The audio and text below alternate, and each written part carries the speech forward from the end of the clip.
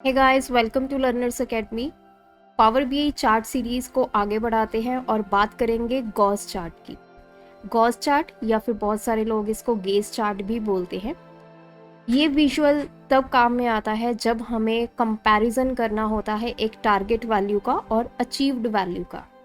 For example, आपकी कोई organisation है और आपने मंथली टारगेट फिक्स किया है 50,000 का, और आप देखना चाहते हैं कि आप क्या उस टारगेट को अचीव कर पाए, क्या आपकी सेल 50,000 हो पाई या आपकी सेल उससे कम रही या उसको क्रॉस कर गई। इस तरह की सिचुएशन जब भी आती है तो मोस्टली हम प्रेफर करते हैं गॉस चार्ट को क्रिएट करना।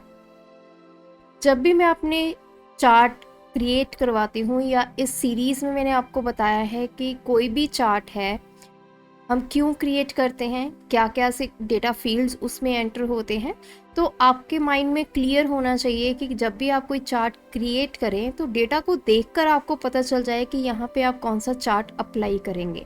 तो इसके लिए आपको प्रैक्टिस की ज़रूरत पड़ेगी।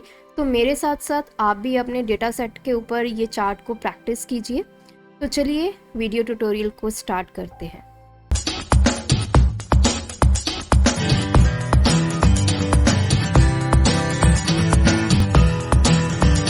गॉस चार्ट या फिर गेज चार्ट क्रिएट करने के लिए हमारे पास कोई कोडिंग की रिक्वायरमेंट नहीं है। हम विजुअलाइजेशन में ही एक विजुअल सिलेक्ट करेंगे जिसका नाम है गॉस। इस पर आप क्लिक करेंगे तो कुछ इस तरह की जो फिगर है वो आपके सामने आ जाएगी।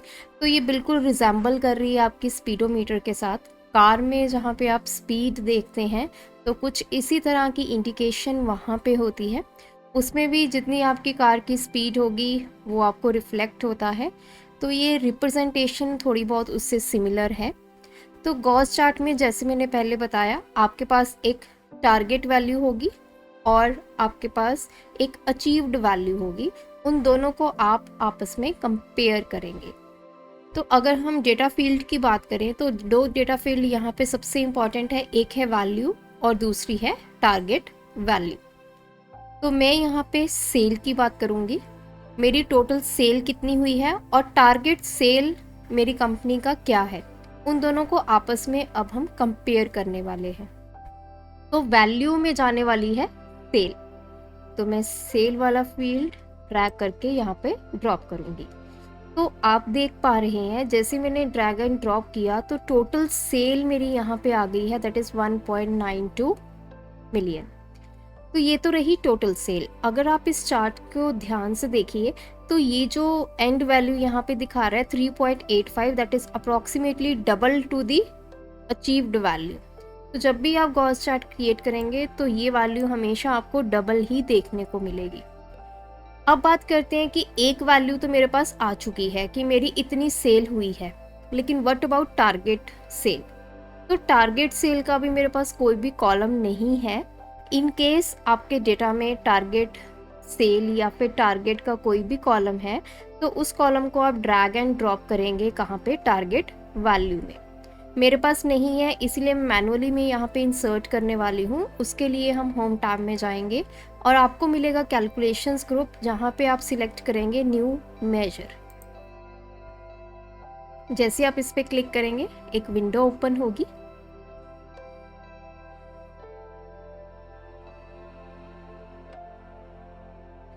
तो देखिए यहाँ पे मैं एंटर करूँगी और मेरा जो एक नया कॉलम है वो इंसर्ट हो जाएगा। सबसे पहले आपने अपने कॉलम का नेम क्या रखना है, तो मैं रख देती हूँ टारगेट सेल्स और यहाँ पे हम लिखेंगे सम, ब्रैकेट स्टार्ट करेंगे। जैसे आप ब्रैकेट स्टार्ट करेंगे आपके पास बहुत सारी ऑप्शंस आ जाएंगी कि आपने कौन सा कॉलम यहाँ पे सिलेक्ट करना है। तो मुझे सम ऑफ सेल्स चाहिए, तो मैंने जैसे ही सेल्स लिखा तो 3 ऑप्शंस आ गई हैं। 2 आ रही हैं शीट 1 से, क्योंकि शीट 1 में मेरे पास 2 कॉलम है, एक सेल है, ग्रॉस सेल है, और एक मेरे पास आ रहा है ऑर्डर टेबल से जिसमें सिर्फ एक ही वैल्यू। तो मैं क्योंकि यहाँ पे ऑर्डर टेबल यूज़ कर रही हूँ तो मैं यहाँ पे ऑर्डर सिलेक्ट, ब्रैकेट करेंगे क्लोज इनटू, अब इस वैल्यू को मैंने मल्टीप्लाई कर दिया लेट अस सपोज 1.2 के साथ, और इसके बाद आप करेंगे एंटर की प्रेस। तो मैंने बेसिकली किया क्या है कि मैंने जो टारगेट सेल है उसकी वैल्यू कितनी ले ली है, जितनी मेरी टोटल सेल हुई है, इनटू 1.2। तो देखिए यहाँ पे अगर आप टेबल में यहाँ पे देखिए तो मेरे पास एक कॉलम ऐड हो गया है टारगेट सेल, और इसके आगे आपको दिखाई देगा एक कैलकुलेटर का सिंबल। ये कैलकुलेटर का सिंबल क्यों आया है? क्योंकि इस कॉलम को हमने कहाँ से क्रिएट किया है? होम टैब में जाके कैलकुलेशन ग्रुप में जाके न्यू मेजर की हेल्प से हमने इसको कैलकुलेट किया है। इसी वजह से ये जो है हमने डेक्स एक्सप्रेशन लिखा, जिसकी वजह से इसके आगे जो है कैलकुलेटर का सिंबल आया है। अब मैं इस वैल्यू को ड्रैग एंड ड्रॉप करूँगी अपनी टारगेट वैल्यू में। जैसे मैंने ड्रैग एंड ड्रॉप किया, सी एक मेरे पास लाइन आ गई है जिसके ऊपर लिखा हुआ है 2.31 million which reflect total target sale. तो ये टोटल टारगेट सेल है, ये अचीव्ड टारगेट है, हमारा अचीव्ड सेल है, कितनी सेल हमने की है, और ये हमारा टारगेट था। तो इस चार्ट को देख के अब मुझे पता चल गया कि ये मेरा टारगेट वैल्यू है और इससे हम कितना पीछे हैं। तो ये चार्ट बेसिकली यही रिफ्लेक्ट करता है कि आपकी टारगेट वैल्यू और आपकी अचीव्ड वैल्यू में कितना डिफरेंस। अब बात करेंगे कि क्या हम इस चार्ट को किसी और चार्ट के साथ रिलेट कर सकते हैं। जी हाँ, बिल्कुल। जैसे हमने कार्ड्स को अपने लाइन चार्ट के साथ रिप्रेजेंट करना बताया ना, इन सिमिलर वे हम इसको भी किसी और चार्ट के साथ कोलैबोरेट कर सकते हैं। और वो कैसे? अब मैं यहाँ पे इंसर्ट करने वाली हूँ पाई चार्ट। तो ये पाई चार्ट हम यहाँ पे इंसर्ट कर लेते हैं।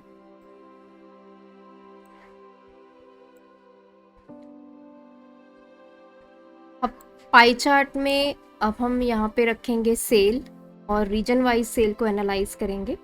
तो सबसे पहले मैं यहाँ पे सेल की वैल्यू डालने वाली हूँ, देन हम डिटेल्स में डालेंगे इसका रीजन। तो इससे क्या हो गया, मेरे पास रीजन वाइज जो है वो सेल आ गई। टोटल 4 रीजन्स हैं, central, west, south and east. इनकी रिस्पेक्टिव जो सेल है वो मेरे पास आ गई है। अगर मैं सेंट्रल पे क्लिक करती हूँ तो देखिए गॉस चार्ट में मेरी टोटल सेल एंड जो मेरी टारगेट सेल वैल्यू है दोनों ही चेंज हो गई हैं। अगर मैं वेस्ट रीजन पे क्लिक करूँगी, अगेन ये वैल्यूज़ जो हैं वो वेरी करेंगी। ये क्यों हो रहा है? क्योंकि अब जो हम रीजन सिलेक्ट कर रहे हैं उस रीजन के बेसिस पे जो गॉस चार्ट है वो हमें वैल्यूज़ बता रहा है कि उस पर्टिकुलर रीजन में हमारी कितनी सेल हुई है और उस रीजन की टारगेट सेल कितनी है। देखिए जो टारगेट सेल है रीजन की वो कैसे कैलकुलेट हो रही है, जो आपकी उस रीजन की सेल है इंटू 1.2। तो ये टारगेट वैल्यू जो है वो आपकी शो हो रही है। तो अगर मैं दूसरा रीजन सिलेक्ट करती हूँ तो देखिए एंड लास्ट हमारा ईस्ट रीजन में हमारी इतनी टोटल सेल हुई है और ये हमारा टारगेट। तो इस तरह से आप इसको किसी और चार्ट के साथ भी मर्ज करके आप बहुत अच्छा ग्राफिक्स जो है वो रिप्रेजेंट कर सकते हैं। इससे विजुअलाइजेशन डेटा की करनी बहुत इजी हो जाती है और आप अपने टॉप मैनेजमेंट को शो करवा सकते हैं कि आपकी टारगेट और आपकी अचीव वैल्यू में कितना डिफरेंस जो है वो रह गया है। तो ये था आपका गॉस चार्ट। आई होप ये ट्यूटोरियल आपको अच्छा लगा होगा। अगर ये वीडियो आपको इन्फॉर्मेटिव लगी तो इस वीडियो को लाइक कीजिए, शेयर कीजिए। चैनल पर नए आए हैं तो ऐसी इन्फॉर्मेटिव वीडियोस के लिए चैनल को सब्सक्राइब कर लें। Thanks for watching this video. Keep supporting us.